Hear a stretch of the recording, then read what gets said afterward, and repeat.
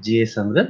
सुधीर जी अभी म्यूट करता हूँ, कुछ एको हो रहा है, उसके बाद हम स्टार्ट कर लेते हैं। ब्रह्मज्ञानी विंग कमांडर सुधीर कुमार शर्मा जी, कई योगा सिस्टम में पिछले 4 साल तक जुड़े हुए हैं। हाँ, एमएससी योगा भारत दर्शन प्रिंसिपल में कर रहे हैं और आज बहुत ही इंटरेस्टिंग टॉपिक है ह्यूमन डिजायर और पावर ऑफ माइंड। मानव इच्छा और मन की शक्ति के बारे में उनके विचार हमें बांटने के लिए आज हमारे साथ हैं। चलिए श्रीधर सुधीर जी से सुनते हैं। जी सर।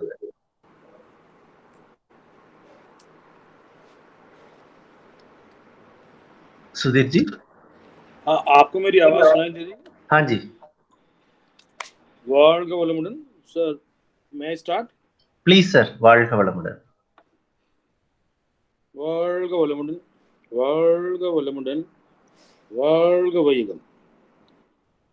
नमस्कारम भाइयों बहनों, सर्वप्रथम मैं दिल्ली स्काई ट्रस्ट का हृदय से आभार प्रकट करता हूँ। वह मेरा अहोभाग्य कि मुझे इस मंच पर आज मानव इच्छा व मन की शक्ति पर विचार रखकर कुछ सीखने का सुअवसर मिला है। जैसा कि हमारे गुरु श्री वेदाद्री महर्षि कहते हैं कि अगर किसी भी बात को मन में रखकर उसे बार बार दोहराया जाए, उसकी पुनरुक्ति की जाए, तो वो अवश्य ही होगी। अभी बहन मिगलानी ने भी अपने तुरीय ध्यान के समय में इस बात को दोहराया और इसी पर आगे चर्चा करते हुए ये विषय मेरे मन में आया था। इससे पहले कि मैं आगे बढ़ूं, मुझे आशा है आप लोग मुझे सुन पा रहे हैं। मेरी आवाज़ में या डिक्शन में किसी प्रकार की समस्या नहीं है। बिल्कुल सर, सब सुन रहे हैं, धन्यवाद। सर्वप्रथम मन की शक्ति व इच्छा पर आप सभी के समक्ष अपने विचार प्रस्तुत करने से पहले मैं आप सभी को ये बताना नितांत आवश्यक समझता हूं कि महर्षि वेदाद्री ने 21वीं सदी में विशुद्ध सनातन धर्म का प्राकट्य किया है। हो सकता है मेरी ये बात सुनकर कुछ लोगों के मन में प्रश्न आए, पर हम उन्हें आखिरी में रख सकते हैं, जिसमें किसी वैदिक अथवा तंत्र या आगम या निगम के देवताओं की आराधना का सेतु न बनाकर जनमानस को सरल रूप से विशुद्ध ब्रह्म, शिव या मौलिक शक्ति या यूनिफाइड शक्ति, एब्सोल्यूट स्पेस का जो परिचय दिया है, इससे सरल संभव नहीं हो सकता। पर ब्रह्म जो कि अविनाशी है, पर ब्रह्म निर्गुण है, निराकार है, परमेश्वर है, ऐसे ही उससे ही सर्व जगत की उत्पत्ति हुई है। ब्रह्म के अंदर जब शक्ति अपना स्पंदन करती है, तब एको हम बहुश्यामी की जो सूक्ति है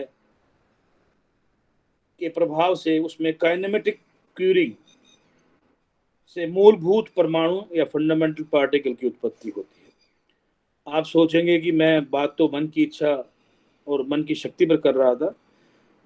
जी हाँ, बिल्कुल, उस पर भी हम आएंगे, पर उन शक्तियों का जिक्र करने से पहले अगर हम कुछ मूलभूत बातों पर विचार करेंगे तो विषय और सरल हो जाएगा। हम सभी को ज्ञात है स्पेसिफिक ग्रेविटी, हमें सभी ज्ञात है गुरुत्वाकर्षण, यूनिवर्सल मैग्नेटिज्म। ये सब चीज़ें हमारे जीवन को प्रभावित कर रही हैं और इसी के चलते मूलभूत फंडामेंटल पार्टिकल जो है वो एक अविश्वसनीय गति से घूर्णन करते हुए, मीन्स रोटेशन करते हुए, लाइफ एनर्जी पार्टिकल या जीवनी ऊर्जा के परमाणुओं में परिवर्तित हो जाता है। अतः ब्रह्मांड के हर जीव व निर्जीव में ब्रह्म या एब्सोल्यूट स्पेस का ही अंश है। अतः हर वस्तु व जीव ब्रह्म का ही विस्तार है।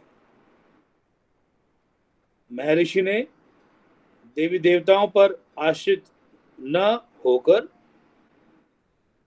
हर मानव को अपनी छठी इंद्रिय से आत्मविचार व मंथन द्वारा स्वयं तथा ब्रह्म को जानने पर जोर दिया है, और हम सभी इसी आशय के अनुयायी भी हैं। अब मैं बात करता हूं इच्छा व मन की शक्ति की। तो मैं ये बात बता दूं, इस ब्रह्मांड की शुरुआत ब्रह्म की इच्छा से ही हुई, और उसके मन के संकल्प से वह ब्रह्म एकोहम बहुश्यामी के संकल्प से अनेक रूपों में परिवर्तित होकर आज हमारे समक्ष प्रस्तुत है। वास्तव में सर्वत्र ब्रह्म ही है।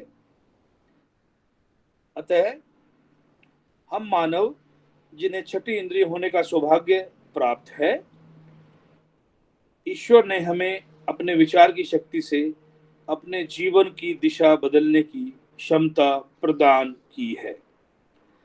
वास्तव में जब आप सोचते हैं तो वस्तुतः ब्रह्म ही सोचता है, क्योंकि हमारे जीवन के आधार या हमारे जेनेटिक सेंटर या हमारे जीवन में जितनी भी ऊर्जाओं का प्रवाह है, उसका मूल तो ब्रह्म ही है।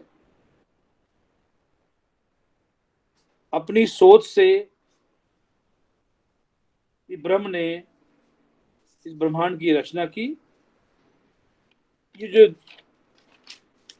हम इस ब्रह्मांड में जो देहानुभूति से इस विश्व की कल्पना करते हैं, ये इंद्रिय अनुभूति का जगत है। यह जगत, जैसा आप जानते हैं, जब तक दृश्यमान है, जब तक हमारी इंद्रियां सक्रिय हैं, जब तक हम अपनी आंखों से या अन्य इंद्रियों से इसे आभासित कर रहे हैं। अगर हम लोग एक कच्छप के समान अपनी इंद्रियों को समेट लें, तो ब्रह्म के अलावा कुछ शेष रहेगा ही नहीं। चूंकि हम अपनी पहचान इंद्रिय अनुभूति शरीर से करते हैं, अतः हम ब्रह्म और स्वयं को अलग समझते हैं, और इसी से इस ब्रह्मांड में द्वैत का प्रारंभ होता है। आगे बढ़ते हैं। ब्रह्मांड की शुरुआत इच्छा से हुई, चाहे वो ब्रह्म इच्छा हो या मानव इच्छा हो। इच्छा है क्या? इच्छा, अगर सरल शब्दों में कहें, किसी वस्तु, पदार्थ, पद, स्थान को पाने की लालसा ही इच्छा है। ये कहाँ पैदा होती है? तो मैं कहूंगा ये मानव के अंदर ही, उसके अंतर मन में पैदा होती है। आपके मन में प्रश्न उठेगा, तो मन कहाँ है? वस्तुतः मन हमारी आत्मा का प्रत्यक्ष स्वरूप है। जब तक शरीर में प्राण शक्ति है, मन है। पर मन हमारी इच्छा और कामनाओं का संग्रह है। अगर हम ध्यान से देखें तो मन विचारों के संग्रह के अलावा और कुछ है ही नहीं। वो इच्छा या कामना, ये वासनाएं जो कि जन्म जन्मों से हमारे सूक्ष्म कारण शरीर में संचित कर्मों के रूप में संग्रहित हैं, और हम और आप जानते हैं इन सब का स्थान हमारा जेनेटिक सेंटर है, और उसके अंदर जो हमारा सेक्सुअल वाइटल फ्लूइड है, ईश्वर ने सब कुछ उसी में संग्रहित कर दिया है। जो हम अपने माता, ये सारे गुण संस्कार हमें अपने माता पिता से मिले हैं। अतः अगर हम अपने आगामी कर्मों का वश में कर लें और संचित व प्रारब्ध कर्मों को क्षय कर दें, तो ब्रह्म से एकज्ञ होना मानव जीवन का सरलतम कार्य है, और यही हमारा उद्देश्य भी है। हम सभी जानते हैं ईश्वर व शुद्ध चेतना, एब्सोल्यूट और कॉन्शियसनेस, जिसमें विचार उत्पन्न होते हैं, और वो चेतना कौन है? अगर इस प्रश्न पर विचार करें तो उत्तर मिलेगा वो चेतना हम ही हैं। अगर आपको याद हो, हमारे वेदों में 4 महावाक्यों का जिक्र कहते हैं, अहम ब्रह्ममसि, शिवोहम, तत् त्वम असि, या अयन प्रज्ञान ब्रह्म। तो वस्तुतः ब्रह्म शाश्वत है, अकिंचन चेतना है। तो हम भी शाश्वत हैं, पर हम अपने शाश्वत स्वरूप को नहीं जानते। चूंकि हम अपनी पहचान देह से करते हैं, तो हम सोचते हैं हम नश्वर हैं, परंतु हमारे अंदर का जो ब्रह्म का अंश है वो सदैव शाश्वत रहता है। ईश्वर ने पहले हमारे अहम की रचना की तदुपरांत जगत की। अतः हमें अपने विचार से आत्मा को जानना है। आत्मोपलब्धि ही हम सबका ध्येय है। हमारा मन वास्तव में आत्मा का प्रक्षेपण ही है, और जगत मन का प्रक्षेपण। हमारी वासनाएं या इच्छाएं हमारे मन के अंतर्गत हैं। वो अंग्रेजी में कहावत है, as you think so you are. Shri James Allen ने ये लिखा। भगवान बुद्ध भी कहते हैं, जैसे आपके मन के विचार होते हैं ऐसे आप बन जाते हैं।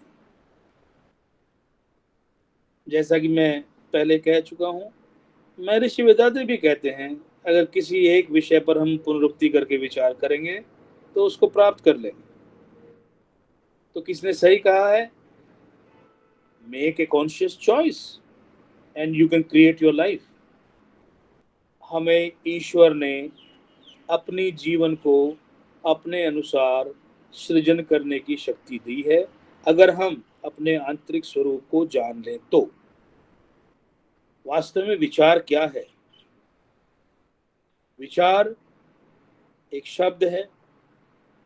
शब्द क्या है? शब्द ब्रह्म है।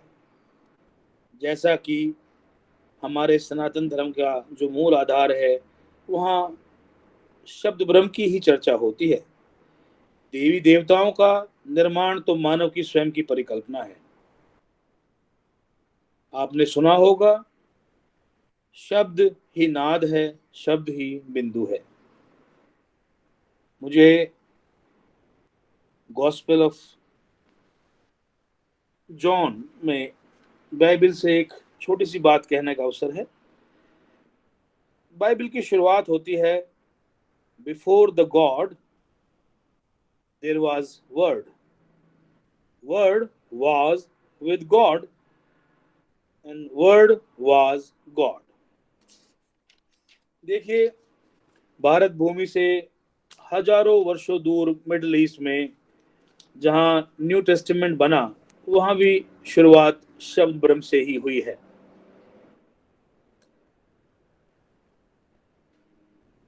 तो जैसा कि मैं इच्छा शक्ति और मानव इच्छा और मन की शक्ति पर बात कर रहा था, तो कोई भी इच्छा पहले शब्दों के रूप में हमारे सामने आती है। जैसा मैंने कहा, शब्द अगर ब्रह्म है तो जैसा आप सोचेंगे वैसा आप बनेंगे, क्योंकि आप स्वयं ब्रह्म हैं। हमारे शब्द हमारे विचार बनते हैं, विचार से हम कर्म करते हैं और कर्म से हमें फल मिलते हैं, और हम सभी निरंतर इसी चक्र में चलते रहते हैं।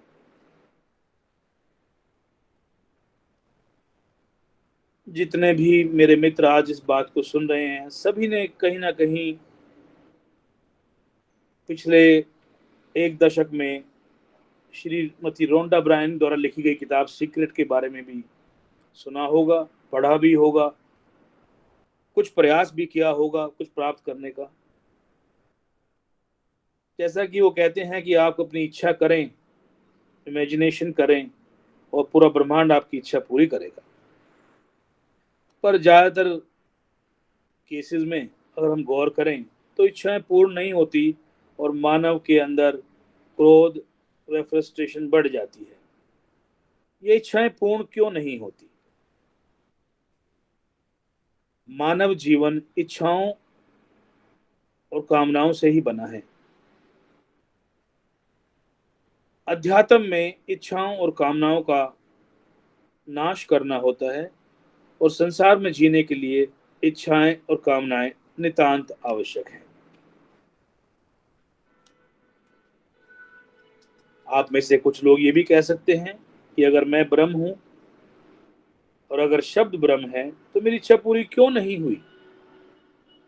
ये सवाल काफी हद तक ठीक है। लोगों की इच्छा पूर्ण नहीं होती और ना होगी, क्योंकि उनका विश्वास ना तो ब्रह्म में है ना स्वयं में। क्यों? अगर आप किसी विचार पर मन से एकाग्रचित हो, पूर्ण चेतना के साथ, अवेयरनेस, कॉन्शियसली अवेयर होकर सभी पहलुओं को गौर करें, विचार करें, और अपने मन में पूरी आस्था के साथ, समर्पण के साथ, विश्वास के साथ उस विचार को पकड़कर पुनरुक्ति द्वारा रखें। ऐसी, और फिर उसे अपने हृदय रूपी ट्रांसमीटर पर रखकर आप ब्रह्मांड को प्रक्षेपित करेंगे, तो ऐसी कोई इच्छा नहीं है वो पूर्ण ना हो। आपकी सक्रिय गहन इच्छा का पदार्पण होगा ही होगा। महर्षि वेदाद्री ने बड़ी सरलता से इसका मतलब समझाया। External space is God, formless, stock force, beyond the parameters of volume, force, time and distance. Divine state imperceptible है, उसे जाना जा सकता है सिर्फ ध्यान के द्वारा। एक्सटर्नल स्पेस या एब्सोल्यूट स्पेस ही प्राइमोर्डियल स्टेट है, जो कि इसकी क्वालिटी है।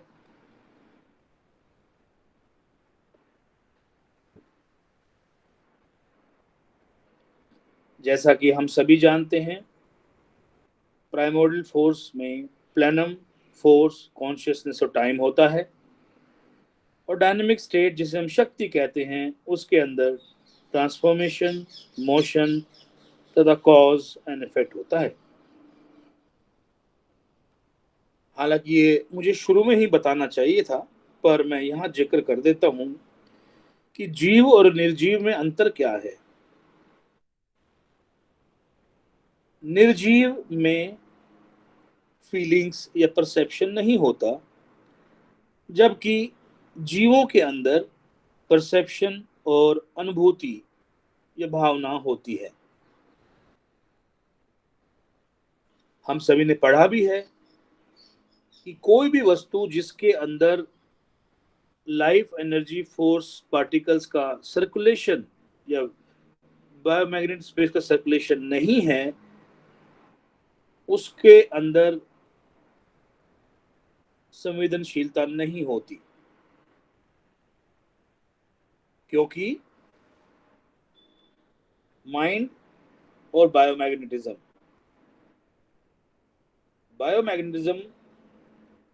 वर्क करता है ब्रेन और सेंस के द्वारा, और ब्रेन और सेंस से ही मन की उत्पत्ति होती है। हम जानते हैं जीवित वस्तुओं में कॉग्निशन, एक्सपीरियंस और डिस्क्रिमिनेशन होता है, और निर्जीवों में पैटर्न, परसेप्शन, रेगुलरिटी के हिसाब से, माफ कीजिए परसेप्शन ये शब्द गलत है, रेगुलरिटी। अब हम ये भी जानते हैं कि फ्री एनर्जी पार्टिकल का जो सर्कुलेशन है किसी भी चीज के अंदर, जिसको हम लाइफ फोर्स कहते हैं, वो निर्जीवों में नहीं होता, और इस सर्कुलेशन के कारण ही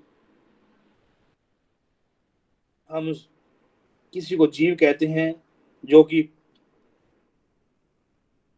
गुरुत्वाकर्षण के नियमों द्वारा एक वोर्टेक्स, बायोमैग्नेटिक फोर्स के वोर्टेक्स को बनाता है, जो कि जीवों के मध्य में जेनेटिक सेंटर में इसका प्रवेश होता है, और हमारे सारे संस्कार उसी में समाहित होते हैं। जैसा कि आपको मालूम है, मानव शरीर में 7 चक्र हैं: मूलाधार, स्वादिष्ठान, मणिपुर, अनाहत, विशुद्ध, आज्ञा चक्र और सहस्रार। विचारों की उत्पत्ति ऊपर के 3 चक्रों में होती है: विशुद्ध, आज्ञा और सहस्रार। अनुभूति, जिसे कि हम लोग इमोशंस कहते हैं, जैसे जेलसी, एंगर, फियर, फ्रस्ट्रेशन, इन सब की अनुभूति हमें मूलाधार, स्वादिष्ठान और मणिपुर चक्र में होती है। आप कहेंगे इन चक्रों का जिक्र यहाँ पे कहाँ आ गया?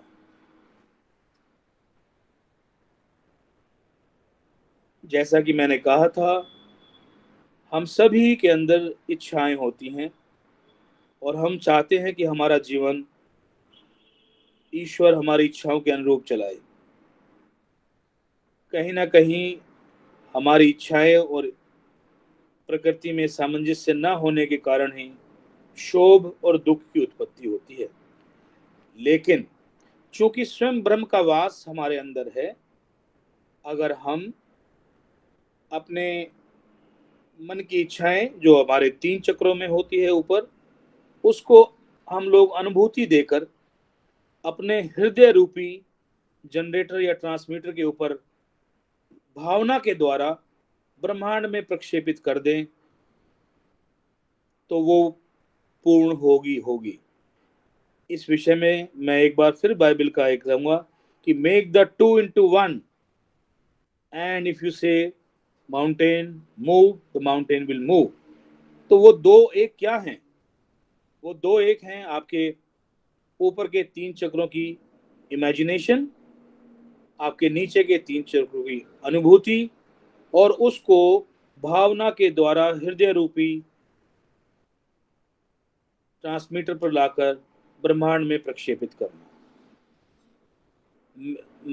ज्यादातर लोगों की इच्छाएं पूर्ण ना होने का कारण है वो अपने बुद्धि या मन का उपयोग करते हैं, हृदय का नहीं।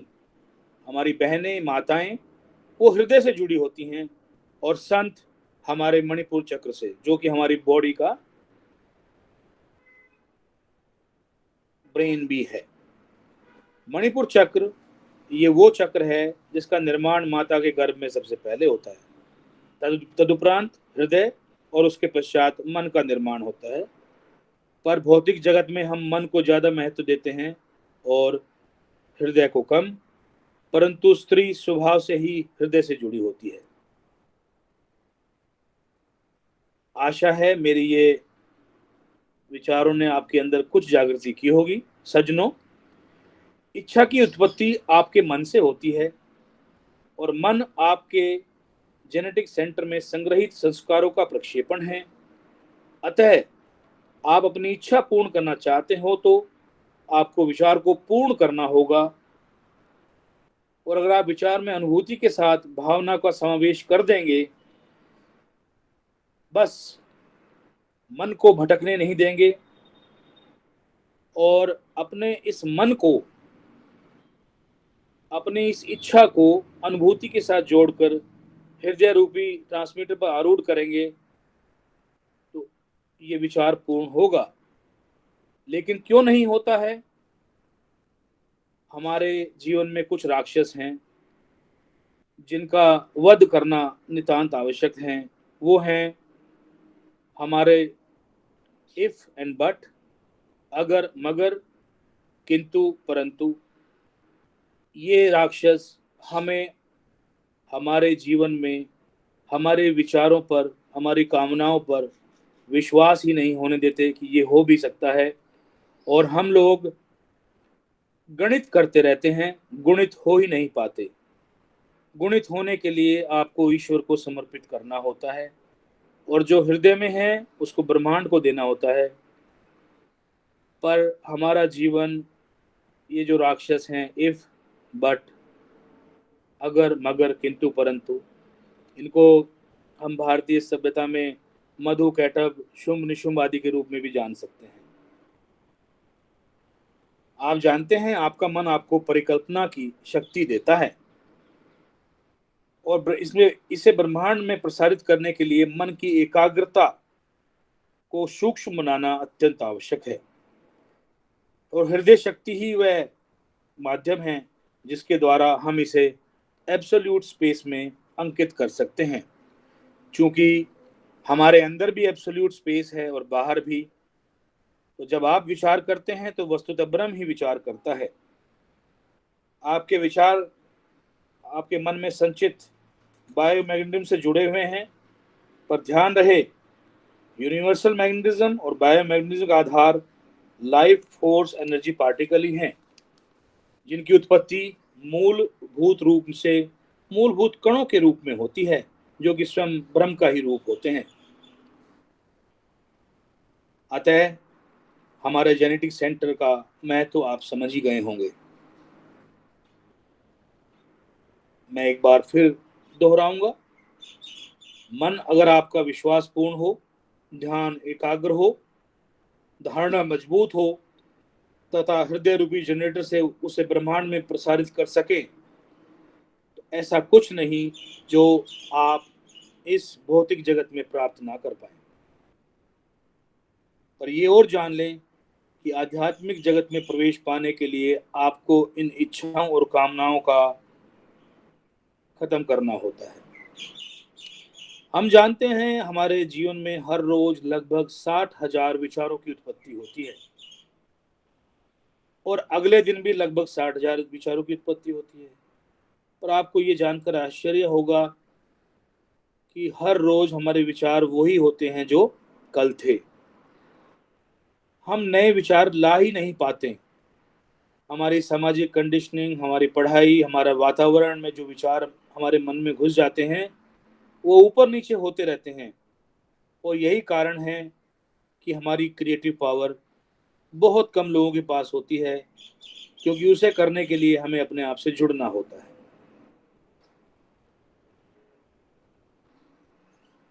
नए विचार और क्रिएटिव होने के लिए आपको अपनी चेतना के साथ जुड़ना होगा, आपको अपनी अवेयरनेस बढ़ानी होगी, आपको कॉन्शियस जीवन जीना होगा, क्योंकि ईश्वर ने, ब्रह्म ने हमें अपने जीवन को कॉन्शियसली क्रिएट करने की क्षमता प्रदान की है।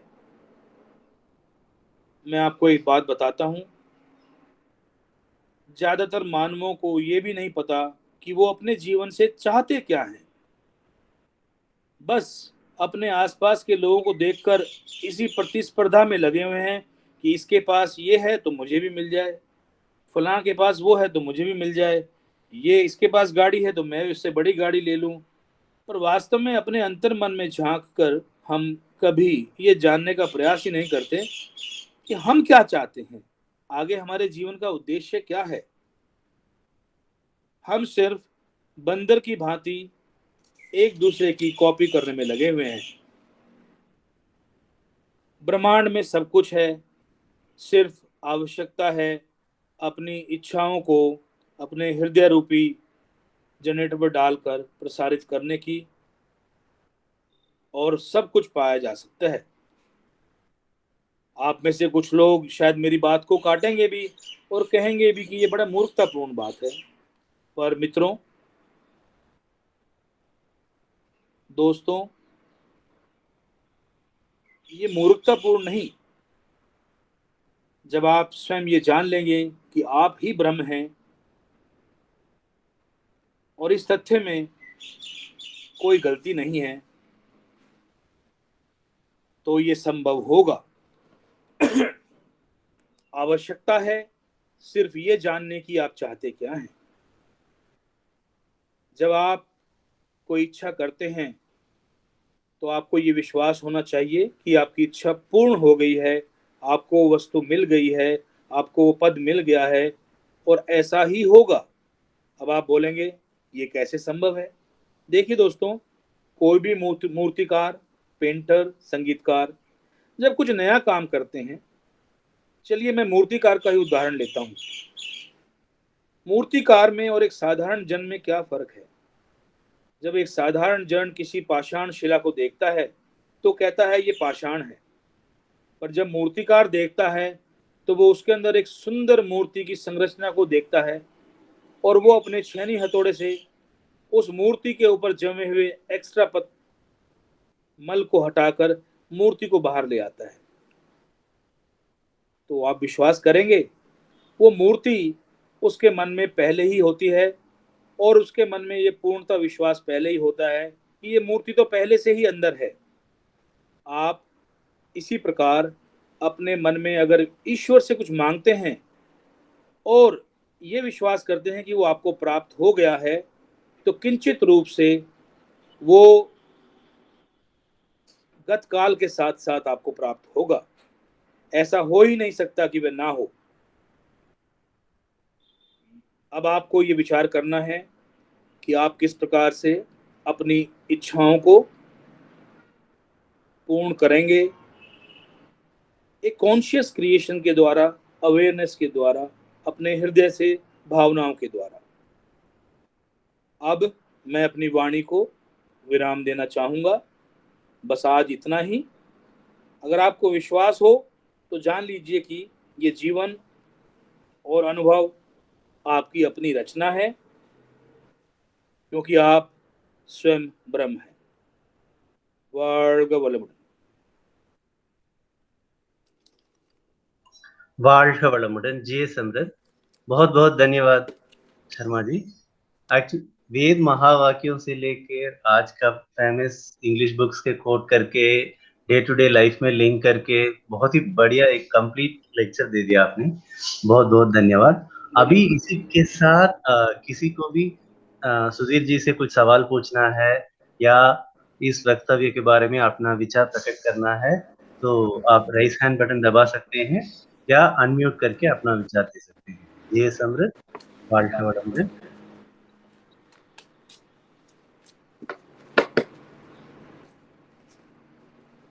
ओके। किसी का कुछ सवाल या टिप्पणी नहीं है तो हम आगे बढ़ते हैं। आज का दिव्य विचार सुनाने हेतु हमारे साथ हैं प्राध्यापक नारायणन कन्नन जी। कन्नन जी आप हैं?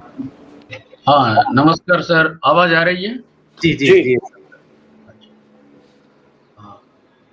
दैनिक दिव्य चिंतन की श्रृंखला में आज महर्षि जी के अनुपम देन है आपके सामने प्रस्तुत किया जा रहा है। आज अप्रैल 11। सर कुछ एको हो रहा है। नहीं सर, ठीक है। जीवन के